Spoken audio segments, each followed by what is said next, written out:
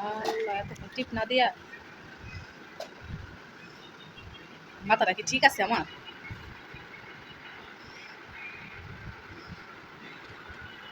চটা, চাইলের চটা, এক পা ভাতের চাল ভিজাইছি, ভিজাইয়া তারপর বানাইছি। 4টা চটা হয়েছে। আজকে ওর আব্বু দোকানে জানাই আরতে, তো বাসায় থাকলে একটা না একটা বানাই দিই। আজকে ভাতের চাল দিয়ে 4টা চটা বানাই দিচ্ছি। অনেক ভালো লাগে। আমি শহরে থেকে গ্রাম রাখি, দূরে রাখি আমার কাছে, বুঝছেন? গ্রামের মানুষ তো এরকম করে খায়, আমি এরকম করে খাই।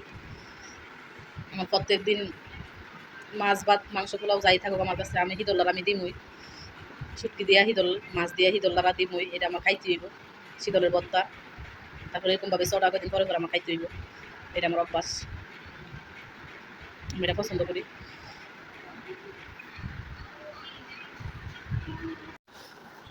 এই যে আজকে আমরা সন্ধ্যার সময় এই যে চটা বানাইছি, ভাতের চাল ভিজাইয়া, এক পা চাল ভিজাইয়া 4টা চটা বানাইছি, এতটুকু বড় বড়। আর এই যে আজকে